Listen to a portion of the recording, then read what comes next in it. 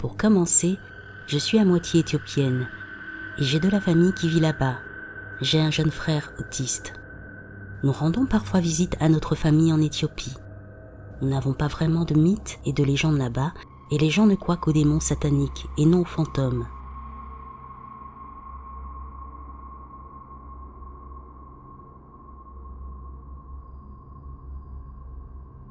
Ma grand-mère, une chrétienne orthodoxe très religieuse, construisait une nouvelle maison dans la capitale, Addis Abeba, et en louait une autre pendant la construction. J'avais peut-être 8 ou 9 ans, et mon frère avait 3 ans de moins que moi. À l'époque, l'autisme de mon frère l'empêchait d'être conscient de son environnement ou de ses interlocuteurs, et comme il avait 5 ou 6 ans, il fallait le surveiller de près.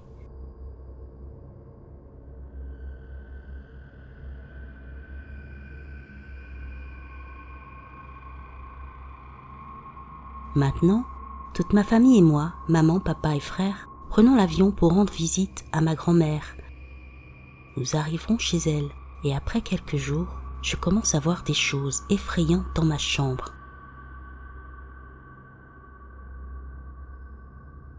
Ils avaient presque la forme d'une personne, sans ligne dure, juste des bords estompés. Ils marchaient lentement dans la pièce, parfois à plusieurs, parfois à 2. Et je voyais le contour de leurs jambes en train de se déplacer, mais leur démarche n'était pas celle d'une personne, c'était presque comme s'ils glissaient en marchant.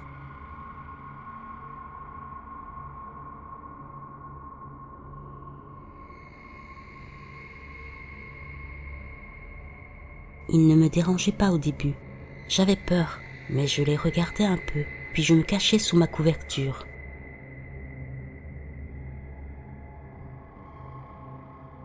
Je restais calme et je ne voulais pas le dire à mes parents. Ma mère est très croyante aussi, alors j'avais un peu peur d'en parler.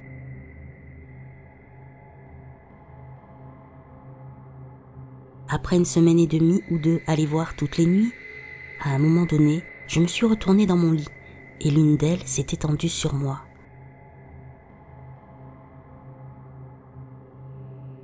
L'ombre s'est littéralement étirée et ma vision est devenue presque noire. Je me suis cachée sous les couvertures, en priant pour que ça s'en aille. Mais soudain, il a chuchoté dans mon oreille en amharique, langue de l'Éthiopie, avec une voix masculine, et il m'a demandé « Où est-il » J'ai littéralement réveillé ma mère, avec qui je partageais ma chambre, et lui ai dit que j'avais entendu cette chose. Et elle m'a répondu que je ne faisais que rêver. J'avais la trouille. Je ne me souviens pas si je les ai vraiment vus ou non après cette nuit. La mémoire est floue.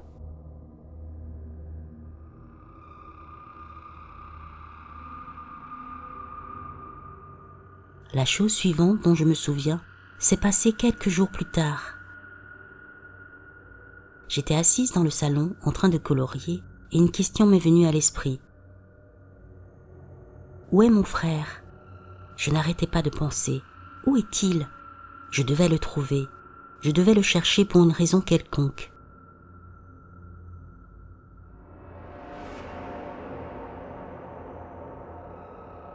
J'ai regardé dans toute la maison et il n'était nulle part. J'ai regardé dehors et j'ai vu que la porte d'entrée était restée ouverte. J'ai couru et j'ai dit à mes parents qu'il était parti. Ils ne m'ont pas cru et l'ont cherché partout. Il n'était nulle part sur le terrain. C'est là qu'on a paniqué.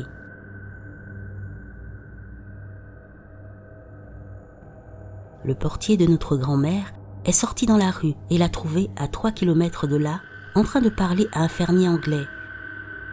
Étant un enfant curieux et aimant les animaux, il a entendu le fermier avec ses vaches et a voulu les voir. Heureusement, celui-ci était gentil et l'a surveillé, mais je ne pouvais toujours pas croire que c'était arrivé. Il aurait pu être kidnappé, blessé. Les rues d'Addis Abeba peuvent être dangereuses. Nous l'aurions pas supporté si quelque chose lui était arrivé.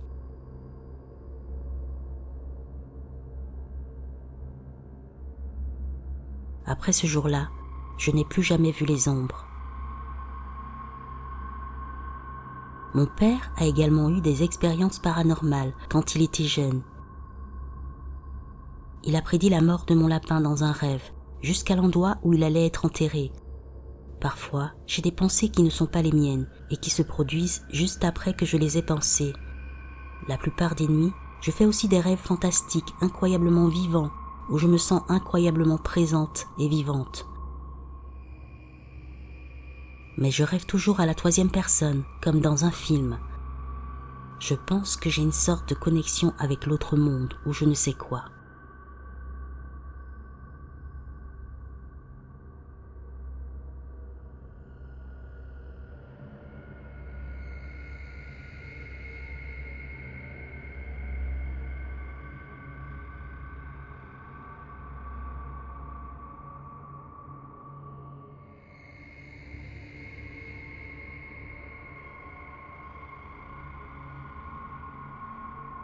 Ce n'est pas ma seule expérience avec le paranormal, mais c'est certainement la plus mémorable. À l'époque, je vivais dans une région rurale du Ghana, où je travaillais pour une organisation à but non lucratif basée dans une petite ville agricole d'environ 4000 habitants. Je vivais avec ma collègue dans une maison d'hôtes située dans l'enceinte de l'organisation.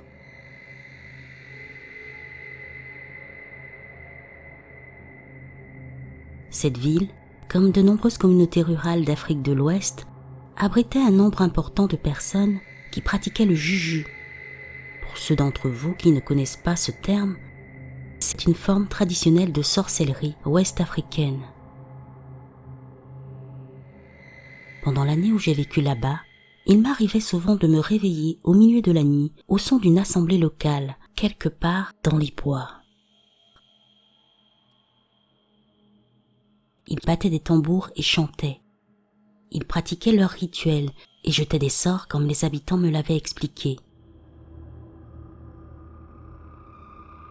Cela se passait toujours au milieu de la nuit, pendant l'heure des sorcières. Souvent, lorsque cela se produisait, les paroissiens de diverses églises locales, anglicanes et catholiques pour la plupart, se réunissaient sur une colline et commençaient leur propre cercle de tambours, chantant des prières et des hymnes dans le but de se défendre contre la magie noire pratiquée à travers la ville.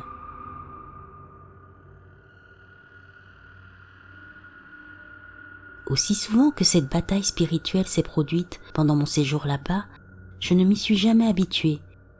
Non seulement c'était complètement déconcertant, mais le bruit me tenait éveillée pendant des heures et j'étais épuisée le lendemain au travail. Une nuit, pendant une averse torrentielle, l'électricité a été coupée. Cela arrivait parfois lors de la saison des pluies, alors nous n'étions pas inquiets. Nous avons sorti les lampes de poche et allumé quelques bougies dans notre espace commun, mais quelque chose était différent cette nuit-là. Il y avait comme une sorte de tension dans l'air que ma colocataire et moi avons ressenti, mais que nous n'avons pas reconnu sur le moment. N'ayant pas grand-chose d'autre à faire, nous nous sommes tous deux couchés tôt. Je me souviens m'être sentie très mal à l'aise en allant me coucher, comme s'il y avait une sorte de présence. Je n'ai pas cessé d'éclairer les coins et les recoins de la pièce avec ma lampe de poche. J'ai fini par m'endormir.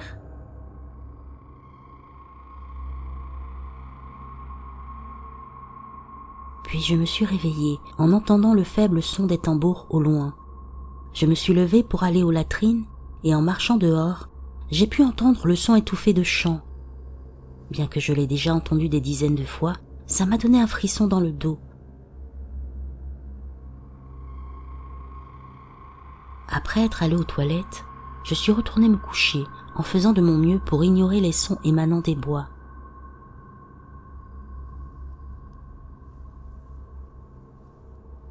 Au moment où je m'endormais, j'ai entendu un bruit bizarre provenant de ma guitare acoustique dans le coin de la pièce. On aurait dit que quelque chose étirait lentement la corde en acier. Je suis sortie de mon demi-sommeil, le cœur dans la gorge. Le lent grattage de la corde a continué pendant une seconde puis s'est arrêté.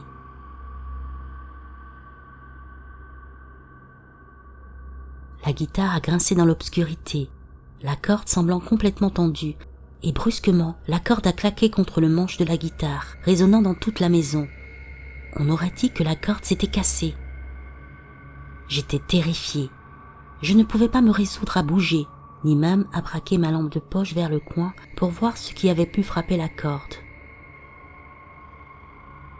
Je suis restée allongée dans le lit, trop effrayée pour bouger ou dormir pendant environ 1 heure. Je me suis demandé si tout cela n'était pas dans ma tête. Finalement, j'ai recommencé à m'endormir. Et là, d'un coup, la guitare a émis le même son d'étirement sur une autre corde, puis s'est relâchée, claquant contre la touche et résonnant aussi fort que la première fois. J'ai sauté du lit avec ma lampe de poche, en regardant autour de la pièce, me demandant si j'avais perdu la tête. Je n'ai pas pu m'endormir après ça. Au petit matin, j'ai regardé la guitare à la lumière. J'aurais juré que les 2 cordes s'étaient cassées, à en juger par les sons horribles qu'elles produisaient, mais elles étaient toutes intactes. De des cordes, la corde de mi grave et la corde de mi aiguë étaient très désaccordées et semblaient lâches, alors que les autres étaient toujours accordées.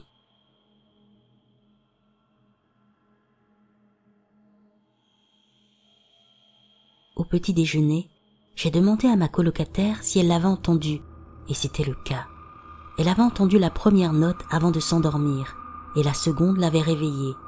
Nous étions toutes les 2 choquées, ce qui est compréhensible. Nous avons raconté l'histoire à notre collègue de travail ce matin-là, et il a dit que c'était probablement le vent qui soufflait sur les cordes de la guitare. Cela a satisfait ma colocataire, mais pas moi. Comment le vent pouvait-il frapper une seule corde à la fois ? Si le changement de température ou de pression atmosphérique déformait le manche de la guitare et affectait la tension des cordes, toutes les cordes ne seraient-elles pas désaccordées ?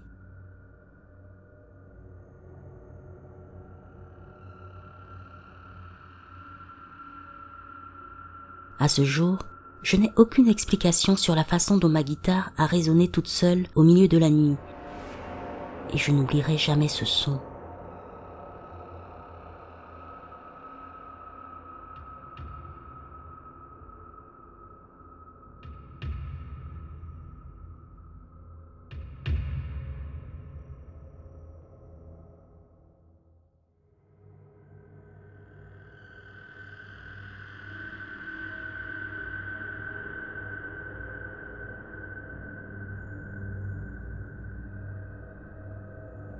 En fait, tout a commencé à l'âge de 8 ans en 2008. Ma famille déménageait beaucoup à cause du travail de mon père. On venait d'arriver en Afrique du Sud. Mes parents ont trouvé une belle maison, grande et magnifique. Cependant, 3 semaines après avoir emménagé, un soir très tard, je me suis réveillée en sursaut en entendant une voix étrange. C'était un homme qui chantait. J'ouvre ma fenêtre pour mieux l'entendre, et là dehors, je vois un homme. Celui-ci portait un boubou violet. Il ressemblait un peu à mon grand-père, donc il ne m'a pas fait peur au début. À un moment donné, il s'arrête de chanter, et je pouvais sentir son regard me transpercer. Effrayée, je ferme rapidement ma fenêtre et me mets sous les draps. Et là, juste après, il se remet à chanter. La mélodie, j'ai essayé de la chercher pendant des années. Maintenant, c'est comme si elle était tatouée dans mon cerveau.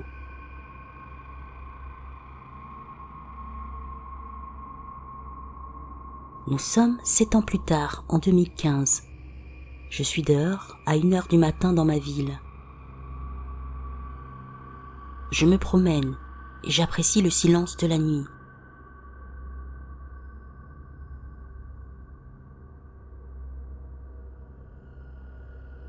Et à un moment, j'entends un léger murmure.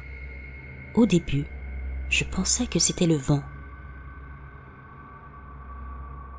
Non, c'était la même mélodie qui avait recommencé, et on aurait dit qu'il la chantait à quelques mètres de moi.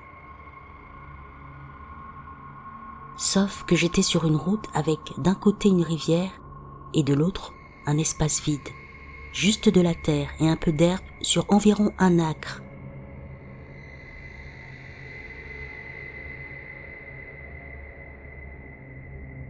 Je me souviens d'avoir regardé autour de moi et de l'avoir aperçu du coin de l'œil.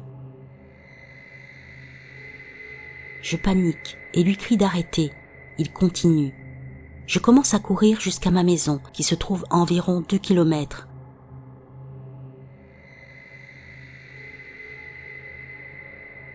Je ne suis pas un coureur et je n'ai pratiquement aucune endurance à cause de mon anémie. Mais croyez-moi, quand je vous dis que j'ai sprinté pendant 10 bonnes minutes. Je me suis arrêté à environ 200 mètres de ma maison, complètement épuisé et crachant mes poumons. J'ai pris tout ce qui me restait d'énergie pour rentrer chez moi. J'ai dormi avec les lumières allumées pendant environ 2 semaines.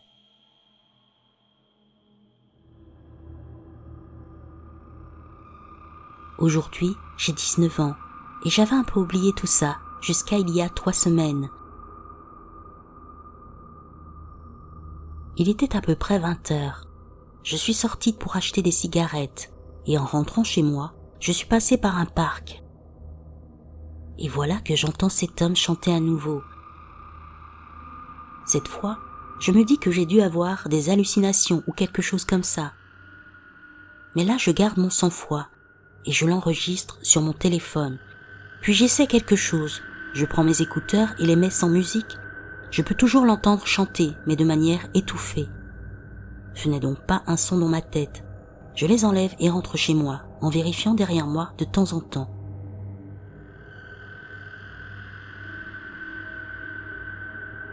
Une fois chez moi, je prends mon téléphone et j'écoute l'enregistrement. Rien, absolument rien sur la bande.